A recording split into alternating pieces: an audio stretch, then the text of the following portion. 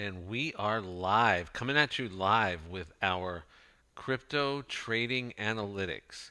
And today we are looking at a cryptocurrency that has shown astonishing resilience in the face of regulatory gloom and doom, regulatory trash talk, and crackdowns in Asia. So, what do you think that currency is? Well, let's take the labels off here and look at these leading cryptocurrencies. Which one would you have liked to own during the Korea panic that we just saw with uh, the all the talk where the markets just went kerflooey over all that talk about Korean regulation? Well, obviously the blue one is the one you'd want to own. All the others plummeted. So now let's put the labels back on and show you. We're talking about NEO. NEO was the one major cryptocurrency that moved up after the all the cryptocurrency markets essentially panicked over talk of the South Korea regulation. And looking at the news, at the fundamentals on this, this is the Korea panic of January 10th through 11th, and basically what happened was that South Korea talked about banning anonymous cryptocurrency trading, and this was widely reported as banning all cryptocurrency trading. And so, obviously, cryptocurrency markets are very sensitive, and there was a bloodbath. This is the Yahoo Finance uh, heat map, and you can see everything's in the red, big time, just crashing in the red, and the whole cryptocurrency market just got wrecked uh, by that rumor that South Korea was talking about banning cryptocurrency trading. But it turns out that's not really true. Here's an update this is from this morning, today, January 15th, and an official statement from the Office for Government Policy Coordination saying a ban is not in the works, and the government is still debating about what to do. And really, what they were talking about was banning anonymous trading. So, introducing a regulation requiring people to trade under their own personal identity, which is nothing, unusual to us here in the U.S. Everybody has to follow the know your customer standards. So, you trade under your own personal identity, and you can't hide that. So that's what Korea was talking about. It now what we're talking about is looking for the winners when everybody else is panicking. So it turns out there were only three cryptocurrencies with a market valuation of more than $1 billion that were up in that period of time from the period of time that we're looking at, which is basically the week of January 7th here to January 15th to today, or to yesterday or today. So looking at when that news came out on January 10th about the South Korea regulation, the entire cryptocurrency market was a bloodbath, and that is what we're looking at here on the Yahoo Finance heat map. The entire cryptocurrency, Bitcoin, Ethereum, Cash, Cardano, Ripple, Litecoin, IOTA, all these were down, were markedly uh, plummeting.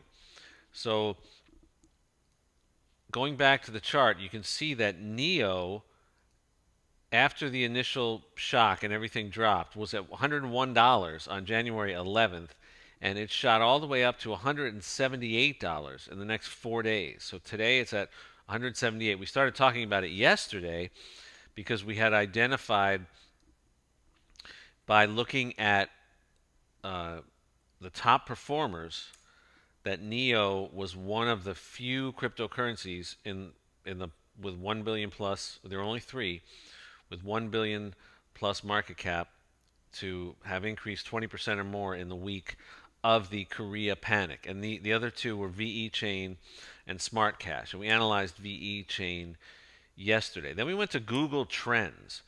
and we looked at Smart Cash, VE Chain, and Neo Coin, and their interest over time.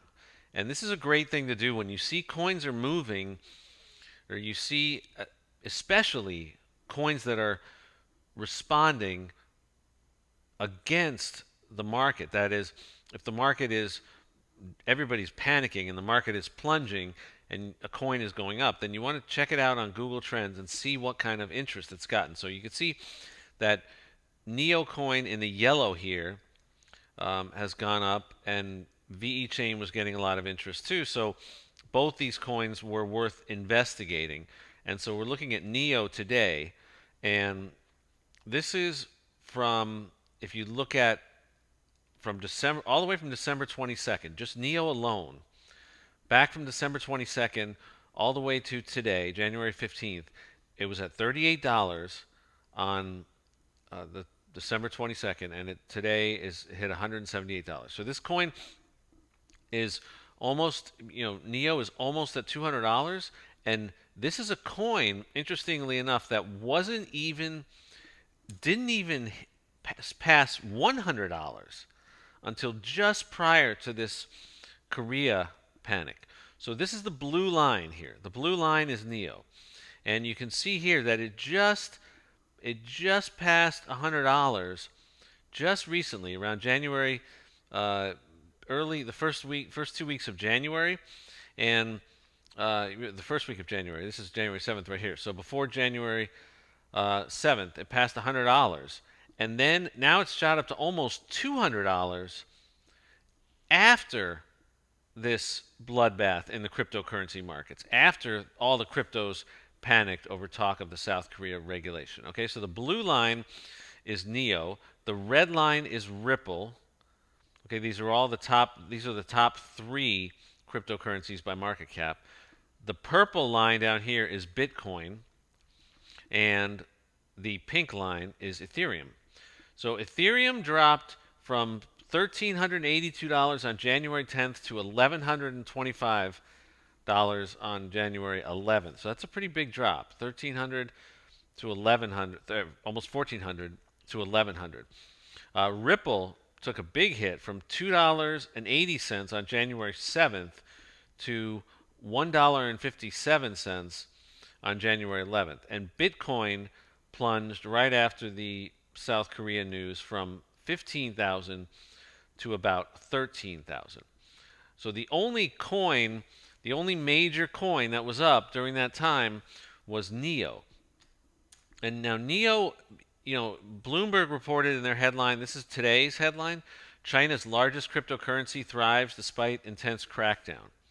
And remember, this is the second time that there's been a crackdown in Asia, and Neo has emerged really strong. I mean, Neo is number 9 in market cap, and to be number 9 in market cap, look at the competition. Bitcoin, Ripple, Bitcoin Cash, Ethereum, Litecoin, Cardano. Some of these coins have been around for a long time, and Neo is based in China, and there was a Chinese crackdown early last year. So to have hung in there and to actually be number 9 in market cap, that shows remarkable resilience in the face of negativity, because the regulatory crackdown, I mean, China would be the last place you would ever choose to have a cryptocurrency, because they've cracked down on exchanges, on ICOs. A lot of their exchanges had to move to Hong Kong or Korea, and so it's really shown remarkable resilience. And then Ethereum World News, never one to be shy of hyperbole, says Neo price rampaging, make way for the much beloved coin. Okay, so some of the fundamentals on Ethereum, the founder Da Hongfei, he thinks, obviously founders always talk this way, but he thinks Beijing is done with regulation, and that would be good for Neo. But it has shown remarkable resilience amidst the Chinese crackdown and subsequent Korea panic. So we're talking about the Chinese crackdown last year, and then let me get this, and then this year, just January 10th, the crackdown in Korea. So the regulators in Korea came forward with a law or talking about a law designed to prevent anonymous cryptocurrency trading. Uh, what Neo is an Ethereum-like platform. So it's a decentralized ledger that allows issuance of tokens and programming of smart contracts, just like Ethereum. But unlike Ethereum, it's not really technically distributed, okay? It's controlled by a few people, the co-founders and staff, and the council and coin holders are the ones who decide who they work with. So it had, as of December, it had only 7 nodes, and that's not really a decentralized blockchain. Now they're going towards a decentralized model, but remember that blockchain is self-verifying data for the reason that all the computers on the network, any computer on the network, can download a complete copy of the blockchain and verify every transaction within it by confirming that each of these blocks is locked and sealed into place and locked in order, in a specific order, based on the solution to a cryptographic math puzzle that the block contains. So that's how the blockchain works. And right now, Neo is running very few nodes. One of the advantages of running very few nodes is obviously decision making is a lot faster. So it's centralized, so they don't have to worry about the governance issues that Bitcoin has had with all the infighting and all the kerfuffles about how to scale the blockchain because it's centralized. The governance is centralized. And if you'll remember, there's several models for governance, and I think that Dash had a different model for governance also, which ended up being somewhat more centralized and a lot faster. An incentive. This is Dash, going back to the micro crypto sector, just to compare another cryptocurrency that has a different network structure. This Dash has an incentivized P2P network structure, which results in more stable governance, so less infighting among the community, and that makes things work a lot faster, but it also raises questions as to just how decentralized the currency is. Now, going back to Neo, it's controlled by just a few co-founders and staff, but it's very fast. Okay, it's run 1,000 transactions per second compared to Bitcoin's 7 to 10 on a good day. And remember the transaction speeds. Visa does 24,000 transactions can do 24,000 transactions per second. Now, obviously, there's no mining involved in Visa. So, and same thing with Ripple. Very fast, but no mining involved. So on blockchain, things are a lot slower. Bitcoin is way down here at 7 transactions per second.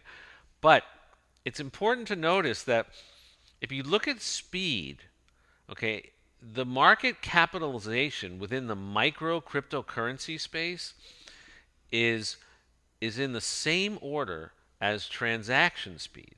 So Ripple, Bitcoin Cash, Litecoin, Dash, Bitcoin.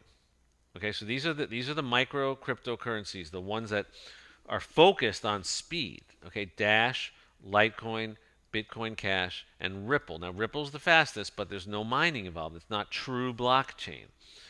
But if you look at Ethereum-like platforms, okay, Ethereum is very slow, 20 transactions per second, compared to Neo.